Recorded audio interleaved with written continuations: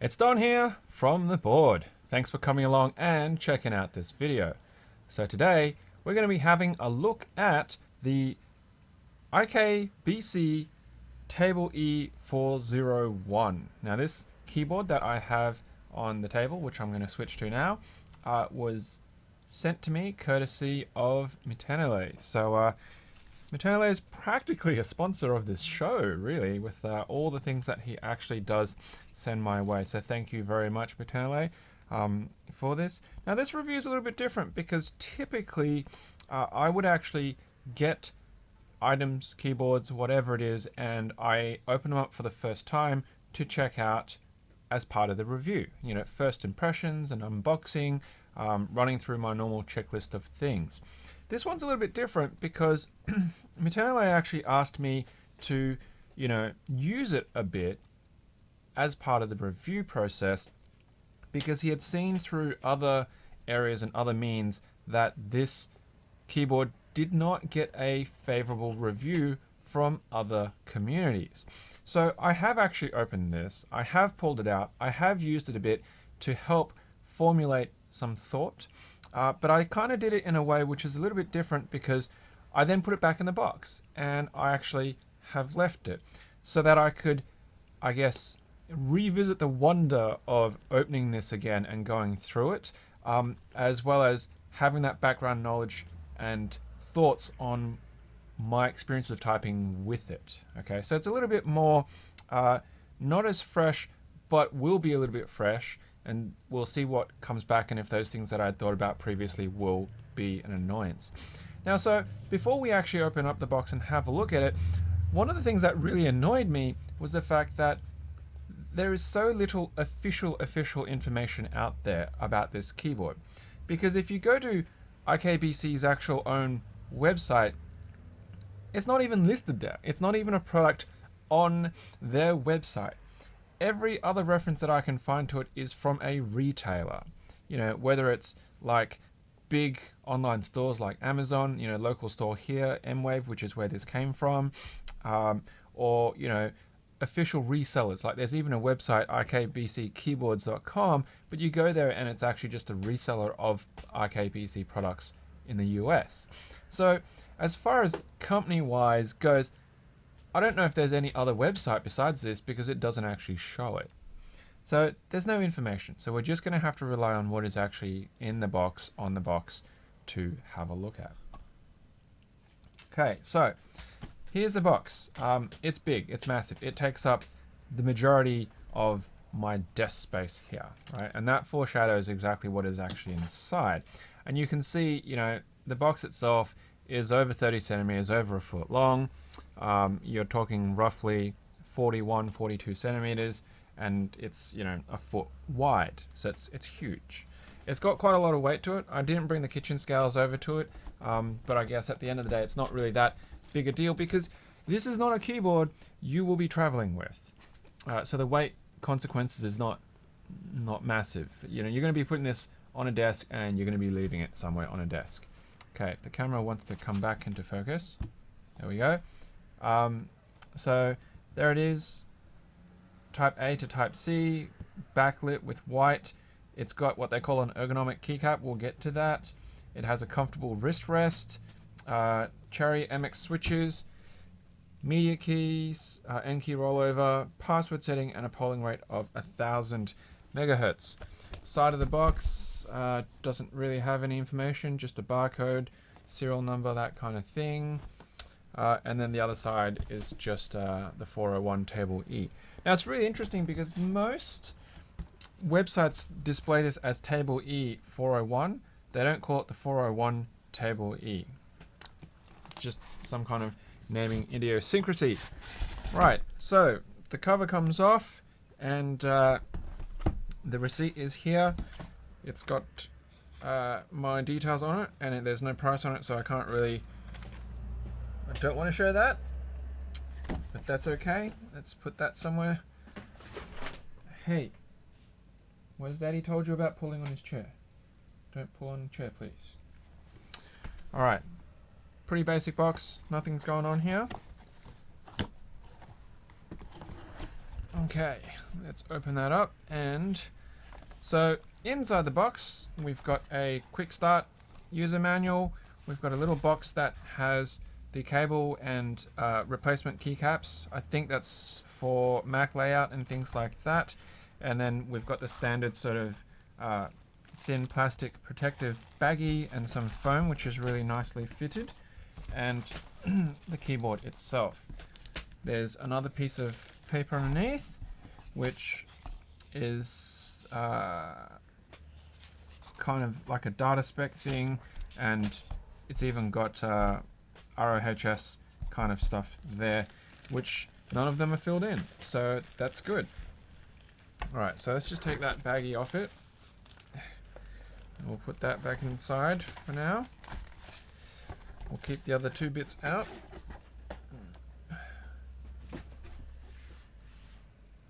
That's going to slide and fall. Just put that over there. Okay, so when I said that this keyboard is big, I mean this keyboard is big. It's really, really big.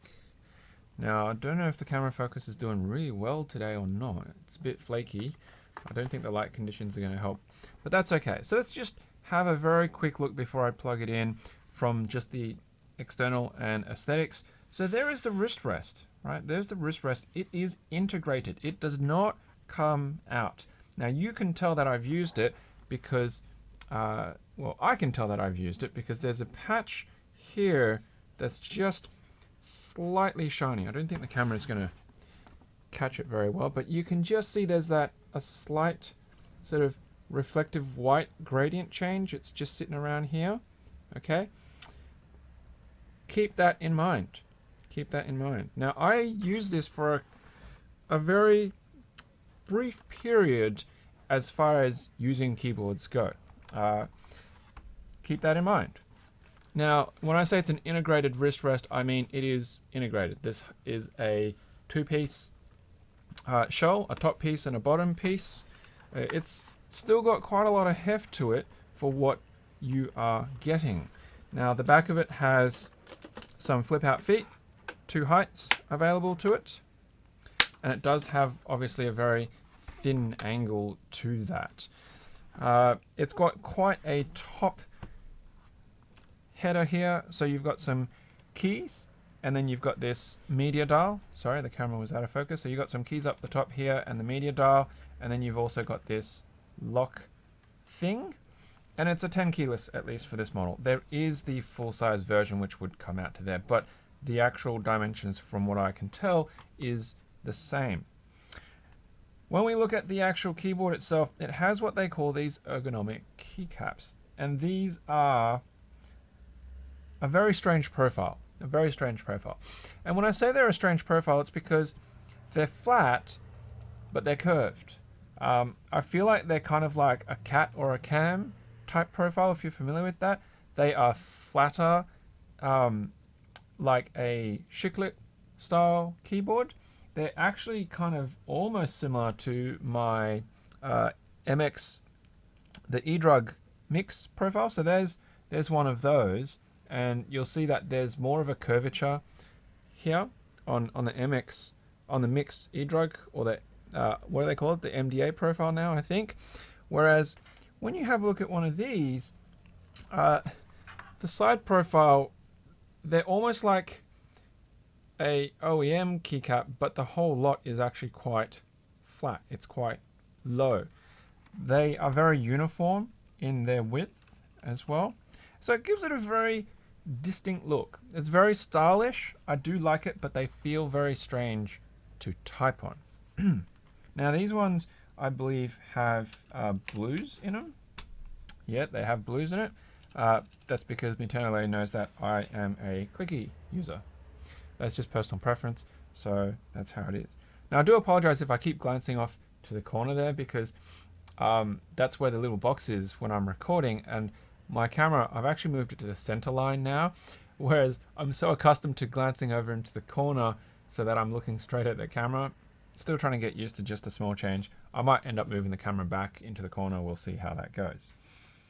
And they've got North facing LEDs in this as well. So that may, yeah, I don't know if that will have much of an impact for individuals if they want to change their keycaps. Overall, it's quite nice as a look. It's very stylish. It's very suitable for an office environment. This doesn't scream, you know, gamers or anything like that. The font is really nice and clean. You can see that the caps lock has a little indicator light port there as well for the shine through. For construction of build, there's a lot of flex available in the case. You know, I can come on camera. I can really get twist, and you can feel this entire chassis move. Like it, you can hear it, and that doesn't bode well for its durability, right? The plate is probably, you know, plastic as well. Okay, so let's have a look what's inside this box, which of course is the cable that I tried to neatly bosh back inside it. We've got at least a decent keycap puller, and we've got keycaps that you can change out function, Win, and Alt keys. Yeah, I didn't actually look at these when I was using it because I didn't feel the need to, but they are interesting. Okay, so the reason why I'm just having a pause there is because these keycaps that are already on the keyboard are concave, right? They dip inwards. These keycaps in the bags are convex. They come outwards. So I'm just gonna, so here's a function key from the keyboard. Camera focus is really struggling today.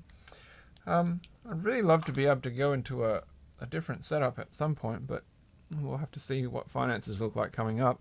Okay, so this keycap just literally came off the keyboard, right? The back of it is lower, the front of it is higher, so it's angling up towards you, and it's quite flat across the entire front profile. This keycap just came out of that baggie, and it has a convex profile to it. I honestly don't know why. Like, if you put that on it, it just looks weird. Why? The rest of the keycaps that won't match that profile angle and change at all. So I would say that's not a great move. Now, while I'm there, the plate actually does look like it's metal, but it must be very thin if it allows, or it's kind of floating in some way that's not very well pinned to the chassis, because this whole thing is just very flexible. Okay, so you do have a replacement set, and you do have a keycap puller, so that's nice. It didn't come with one of those really horrible ring plastic pullers.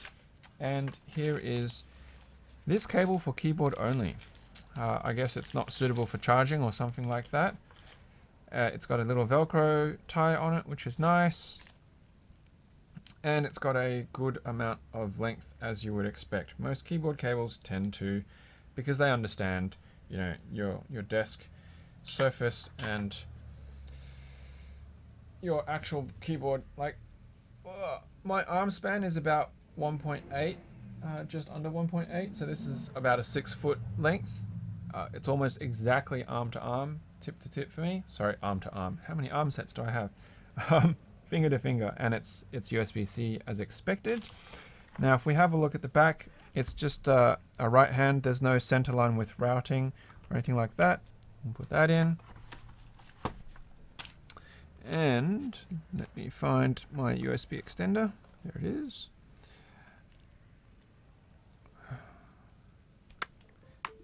And it's on, and it's lit. Okay, so you can see that backlit white LED. So if I turn off,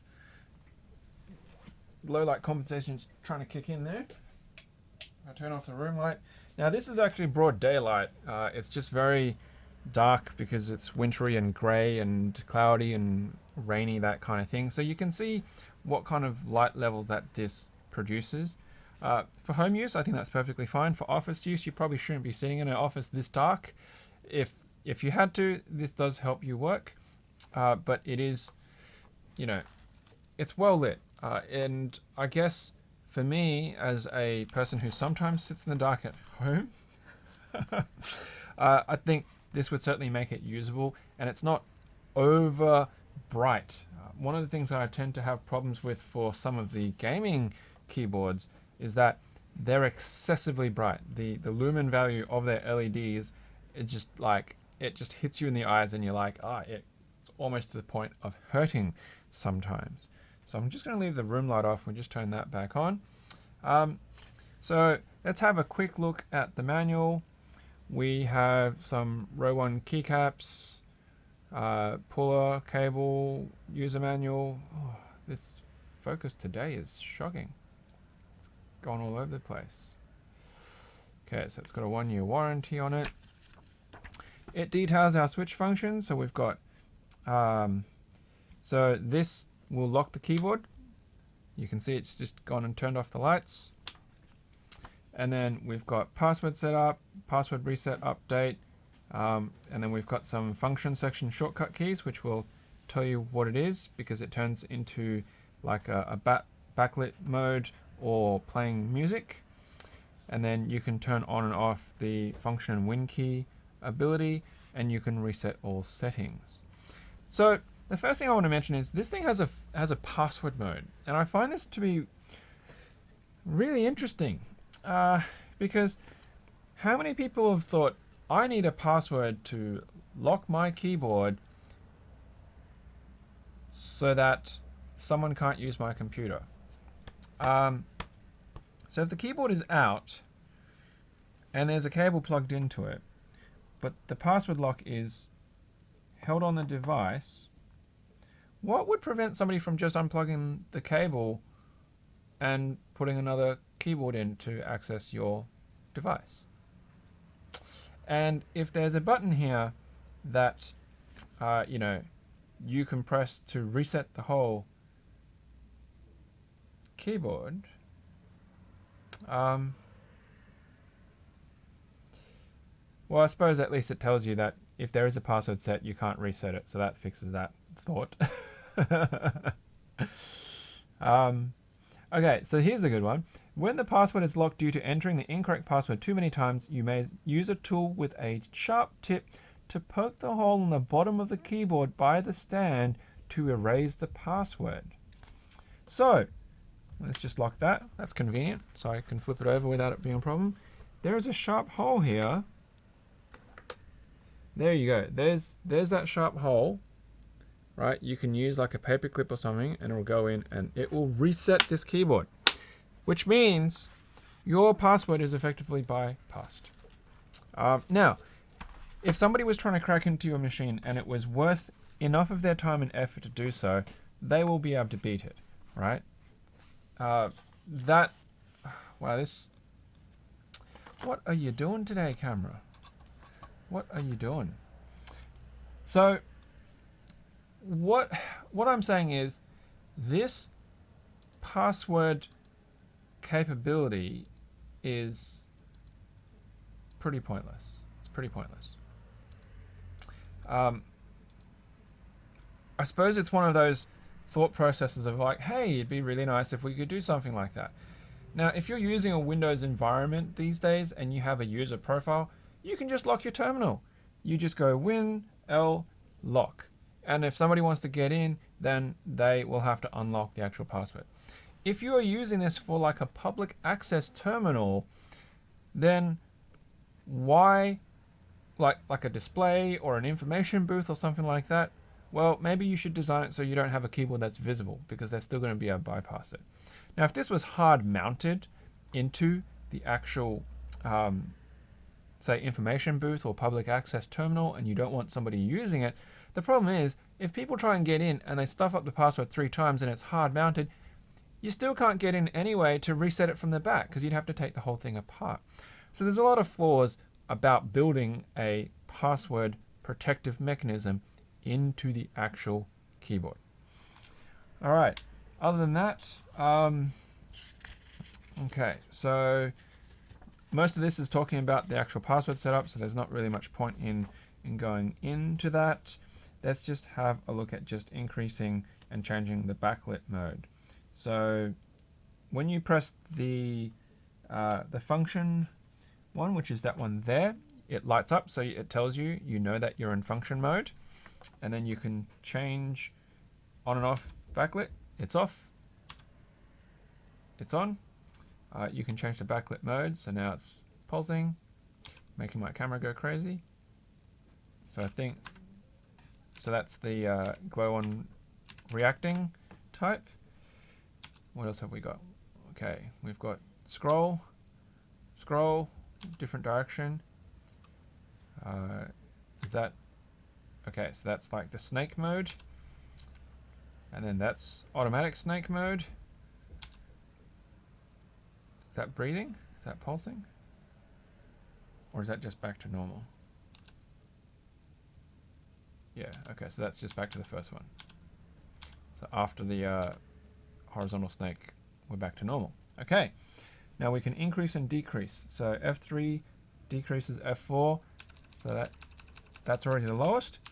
And okay, there we go. There's the eye hurting kind of intensity. The intensity is so bright that my video camera, my webcam, is struggling to actually maintain focus against it. It doesn't want to do it.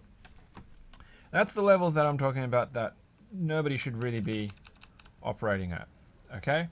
Uncomfortable. No need for that. 5 and 6 changes the direction of the backlit, don't really need to.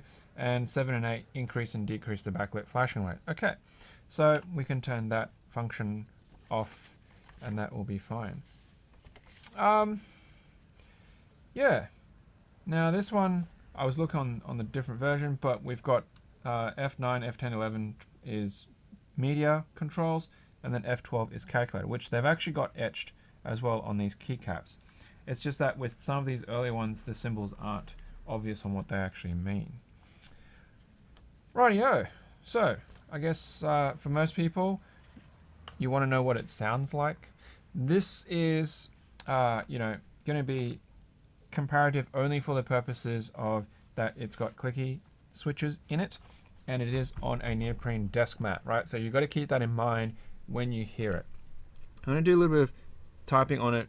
I'm just going to open Notepad, and that way I can freely type without stuffing anything up somewhere else. I'm going to put the camera kind of close to it, front on, and we'll see what that sounds like, and then I'll move it back to like a seating position. Okay.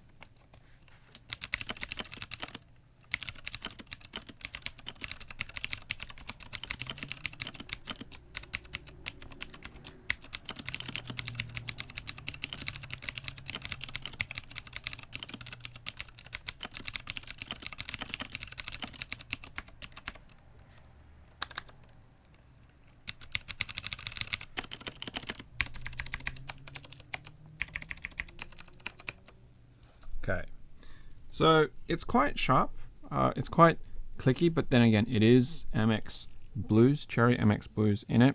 The keycaps are quite thin. I'll flip them over and we can have a look at them again. So it's not too surprising that they have quite a sharp profile to it.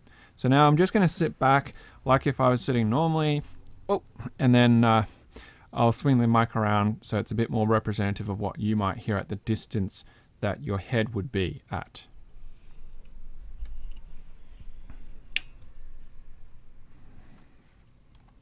Okay.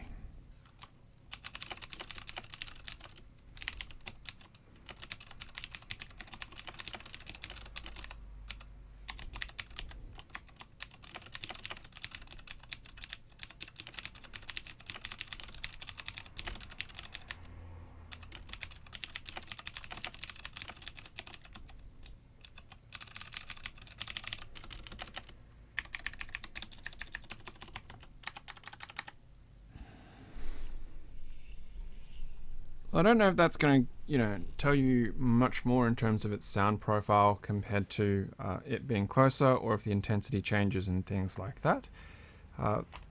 It is actually quite convenient having the on-off switch. I do like that feature, but let's just go and revisit the keycaps. But they are, you know, it's the classic cheap plastic keycaps, right? When I say that, I mean it's got this white underside for the shine through, and then it's just got this black coating on top that they've etched their way through. The surface is not very textured and will shine very quickly, very easily. It's very thin material wise, and you know, it's got a little bit of flex to it. Nothing special, nothing to really write home about. Probably something that you might want to consider changing to another keycap set if you've got one available. Okay, so that's a good overview of it. I'm not going to say quick because it's already been 25 minutes, and I know that the majority of the people watching this video, like 80-something%, will have only watched about 4 minutes of this. Good things and bad things. So let's talk about the bad things first, so we can end a little bit more on positive. If you're in an office environment and you've got plenty of desk space, cool. If you don't, if you're like me and I have a very small desk space here, as you can see, the end of this wrist rest is hanging off my desk. Now, yes, I have a very messy desk. This is a working desk. I have stuff everywhere.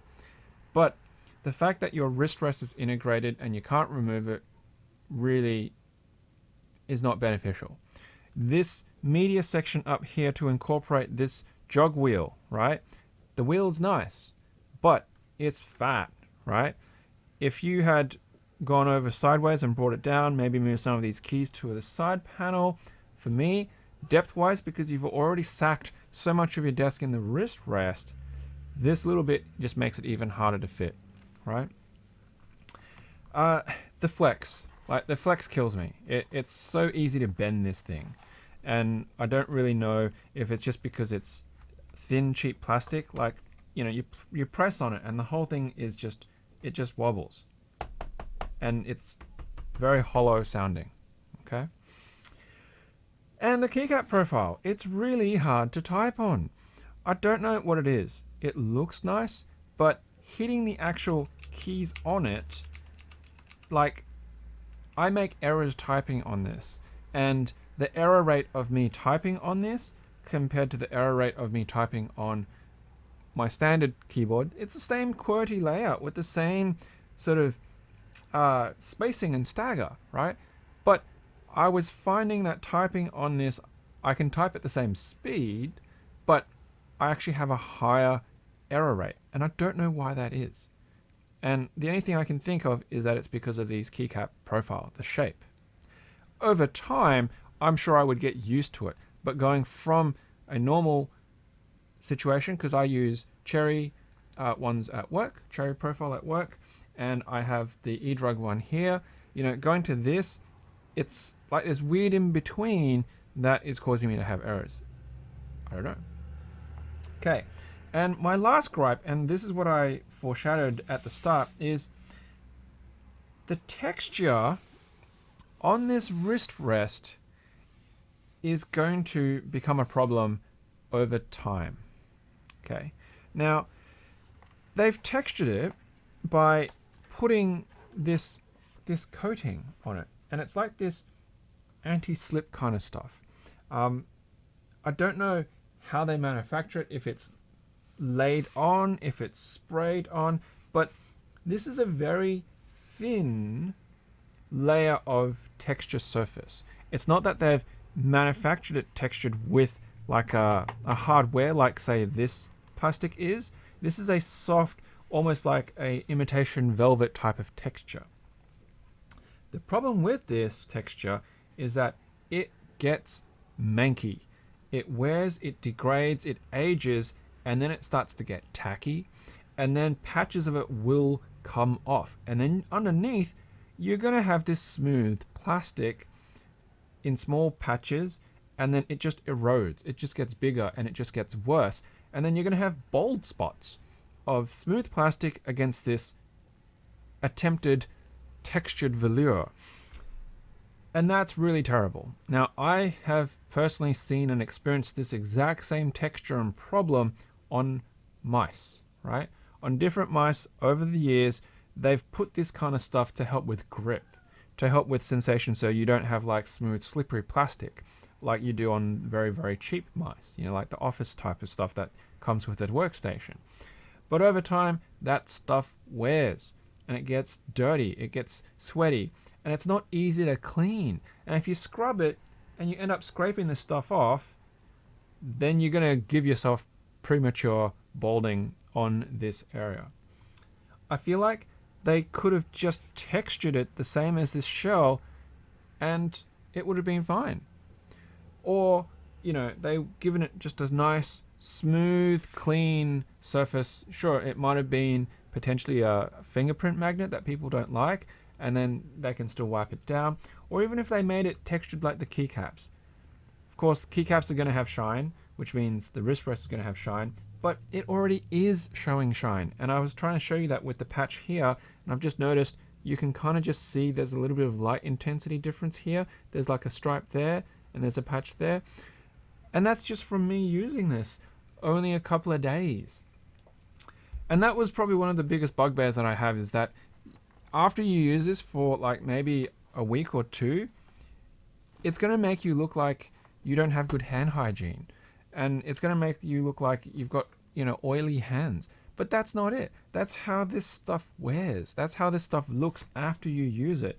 And your coworkers, or, you know, your family or your housemates, whatever, will be like, man, you need to wash your hands more. It's not the case. It's this stuff. Get rid of this stuff and you're probably going to have a nicer experience. The password thing kills me, right? Already talked about it. Unnecessary. So let's go into the good stuff. The design is clean. I really like the design. The ease of use of it. It sounds fine for a stock keyboard with cheap, thin keycaps. Now that sounds like a backward slap, but as us and enthusiasts in this community, take these keycaps off. It's a standard TKL layout. There's nothing weird or wacky about it. Put your own keycap set on it and it will sound heaps better. If you really want to get inside it, you know, maybe, you know, you could try and pop this keyboard open. It doesn't feel like there's any screws back here, so it's going to be a plastic clip type of arrangement. Then you might be able to. It doesn't feel like there's any screws underneath. Nope. No, there's a little bump there, but I don't think that's a screw. If you pop it open, you might be able to pack it with some foam. Fill in those extra spaces and it won't give you as hollow a sound experience. The dial, this knob here, this rotary, is very smooth. It runs very, very nicely. I don't really use them in my day-to-day work, and at work I don't really listen to music to the point where I need to be rolling through tracks or sound. So for me, probably, you know, not that great a deal, but it's nice, and it's even a push button encoder as well. And, you know, overall, for what it is, it's well built just with thin, cheap materials. Now, would I recommend you this keyboard? I saw what the price was, and I would say no. I would say no because, for me, having these extra features do not justify the price. Having this wrist rest integrated does not justify the price. You're far better off getting a normal 10 keyless if you wanted it, because you're going to go and change these keycaps anyway. And then you can get yourself a nice wrist rest to suit that won't have these problems. And it can be removable, or if you want to find some way of keeping it attached, magnets or other things. If you desperately need an encoder or a dial on your actual keyboard, well, maybe you just get a macro pad that actually has one on it and you can program it to set, right? If you need password protection, this is the only one that you're going to have that I'm aware of that has it natively on board the keyboard. But once again, why do you need it? How is it going to benefit you? What is it preventing that cannot be bypassed through some other means? So do the positive outweigh the negatives for this keyboard? I'm going to say no. And this is probably why the community that Mitenolet had sort of seen comments about has not given this a very favorable review. Maybe this board is great for your aesthetics and for basic function, but as a keyboard enthusiast, I'm going to say it doesn't really hit the mark. Maybe that's why they don't have it listed on their website. Yes? What is it? Did you want to come up?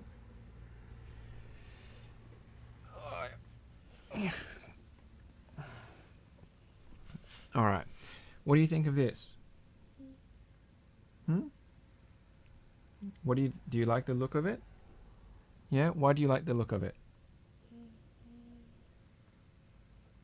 You don't know why you like the look of it? How about the way it sounds? You want to press some? Do you like the way that it sounds pressing it?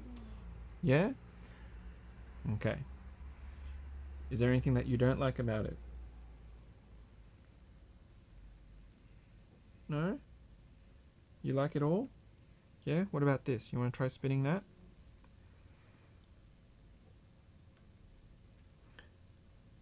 You can press it as well. Do you like that? Yeah? Okay. So if you're 4 years old and you don't work in an office environment and you get to toddle around in PJs all day long, then maybe this keyboard is for you. All right, I think that's pretty much it. I'm going to wrap it there. Overall, if you're looking for something that's going to fit your office environment and you don't mind the fact that it's going to wear like this will do the job. But if you're an enthusiast and you're looking for a bit more value for your money, I think there are better options than this keyboard. All right, I'm going to end up packing this away because it just takes up way too much space on my desk for me to use this on a regular basis. And it's not something that I'm going to be heavily investing in a key set with.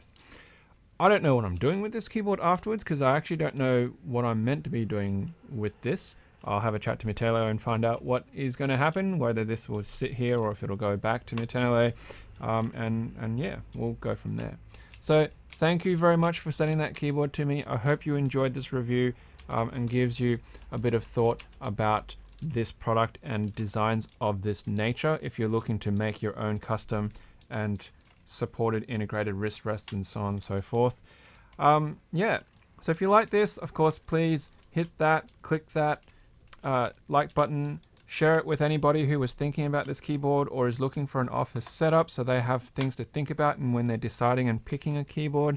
And of course, if you haven't subscribed, I would love and appreciate that subscribe as well.